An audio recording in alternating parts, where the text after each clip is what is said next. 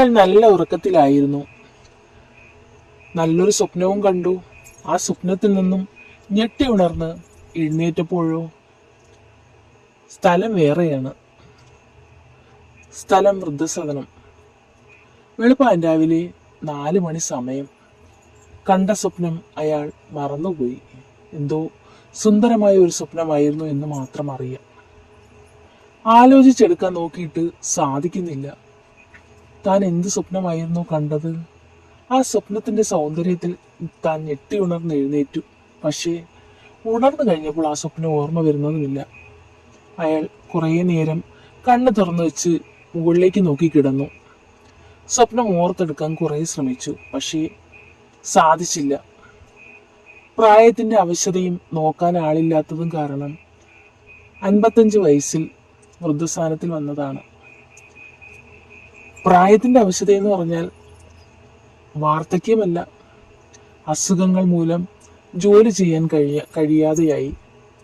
ജോലി ചെയ്യാൻ കഴിയാതെയായപ്പോൾ അദ്ദേഹത്തിന്റെ ആവശ്യം വീട്ടിൽ ആർക്കുമില്ല.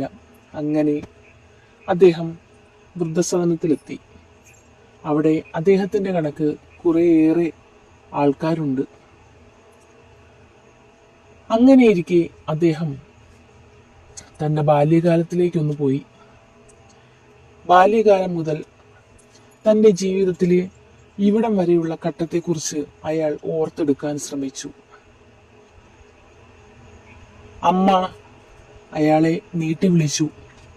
ബാല, ബാല, സമയം 6 മണിയാകാൻ പോന്നു, നീ എഴുന്നേക്കുന്നില്ലേ?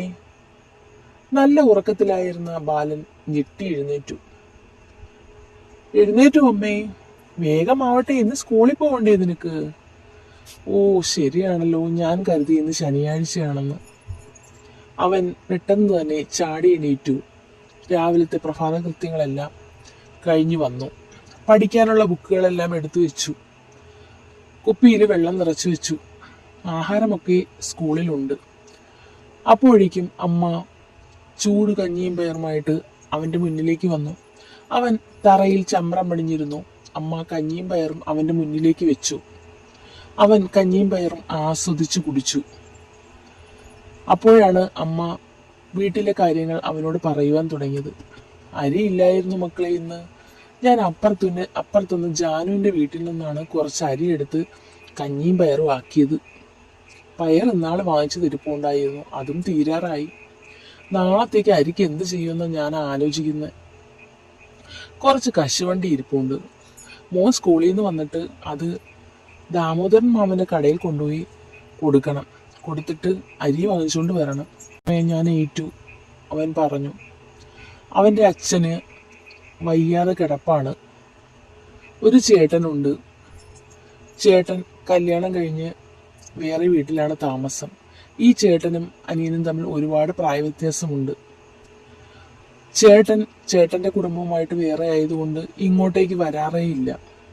അമ്മ പറ്റുന്ന പണിയൊക്കെ എടുത്തിട്ടാണ് ഈ കുഞ്ഞിനെയും അതിൻ്റെ അച്ഛനെയും നോക്കുന്നത്.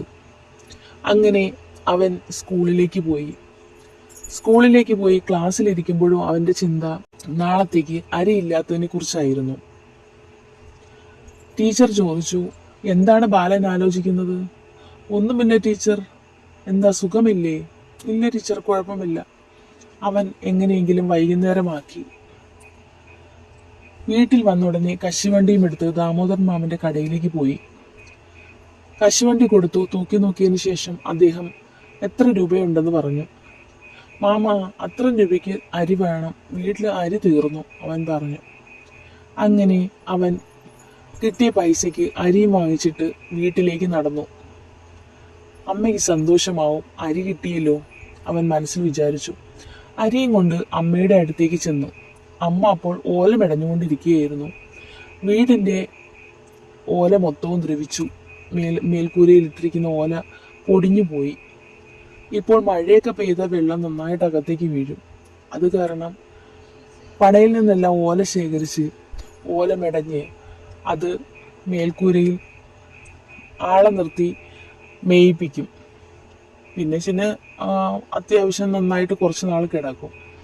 അങ്ങനെ അമ്മ ഓലമടയിൽ നിർത്തിയിട്ട് അരി വാങ്ങി അകത്ത് കൊണ്ടുവച്ചു.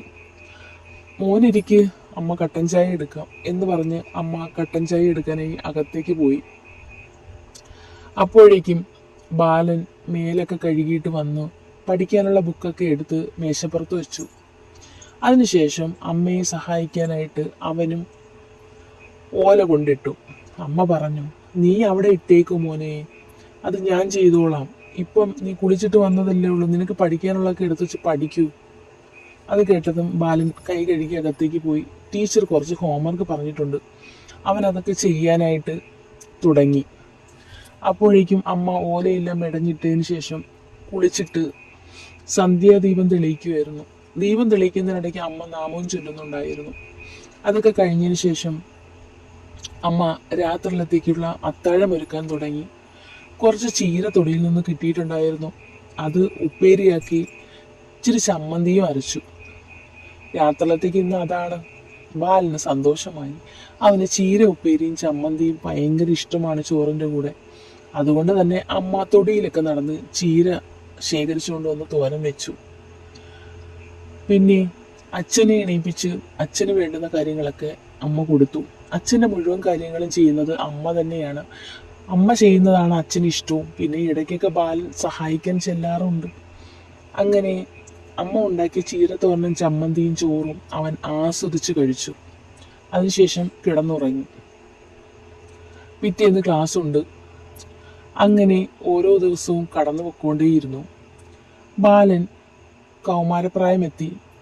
അത്യാവശ്യം നല്ല മാർക്കോടുകൂടി തന്നെ അവൻ ഓരോ ക്ലാസ്സും പഠിച്ചു ജയിച്ചു. അമ്മയ്ക്കും ഇപ്പോൾ അവശതയായി തുടങ്ങി. എങ്ങനെയെങ്കിലും ഒരു ജോലി ഉണ്ടാക്കണം. അങ്ങനെ ഒരുവിധം പഠിത്തമെല്ലാം കഴിഞ്ഞതിന് ശേഷം അവൻ ഓരോ ഓഫീസുകളിലും കയറി ഇറങ്ങി ജോലിക്കായി അലഞ്ഞു. അങ്ങനെ ജോലിക്കായി അന്വേഷിച്ചപ്പോഴൊക്കെ അവർക്ക് വലിയ വലിയ ഡിമാൻഡുകളായിരുന്നു. ഒന്നും നടന്നില്ല. അവൻ്റെ അച്ഛൻ്റെ ജോലി തേങ്ങയിടത്തും തേങ്ങ കച്ചവടവും ഒക്കെ ആയിരുന്നു. പണ്ട് അവർക്ക് കുറേ പറമ്പും കാര്യങ്ങളൊക്കെ ഉണ്ടായിരുന്നു. അവിടെ നിന്നൊക്കെ തേങ്ങ വെട്ടി അത് വിൽക്കലൊക്കെ ആയിരുന്നു അച്ഛൻ്റെ ജോലി. നാണക്കേടാണ് എന്ന് അവൻ അറിയാമായിരുന്നു. കാരണം അവൻ അത്യാവശ്യം നല്ല രീതിയിൽ പഠിക്കുന്ന കുട്ടിയായിരുന്നു. നല്ല മാർക്കും വാങ്ങിയിട്ടുണ്ട്. എന്നിട്ടും താൻ ഈ തേങ്ങ കച്ചവടത്തിന് ഇറങ്ങുന്നത് തൻ്റെ അമ്മയ്ക്കും കുടുംബക്കാർക്കുമൊക്കെ നാണക്കേടായിരിക്കും. നാട്ടുകാരും അവനെ കളിയാക്കുമെന്ന് അവൻ അറിയാമായിരുന്നു. പക്ഷെ എന്ത് ചെയ്യാനാ, മറ്റുള്ളവരെ നോക്കിയാൽ നമുക്ക് ജീവിക്കാൻ പറ്റില്ലല്ലോ. ഈ പഠിപ്പും കൊണ്ട് ഒരുപാട് ഓഫീസുകളിൽ കയറി ഇറങ്ങി. അവർക്ക് നല്ല ഡിമാൻഡുമാണ്, മാത്രമല്ല സാലറിയും കുറവ്. സ്വന്തമായിട്ട് എന്തെങ്കിലും ഒരു ബിസിനസ് ചെയ്താലേ രക്ഷപ്പെടുകയുള്ളൂ എന്ന് തോന്നൽ അവൻ്റെ മനസ്സിലേക്ക് വന്നു.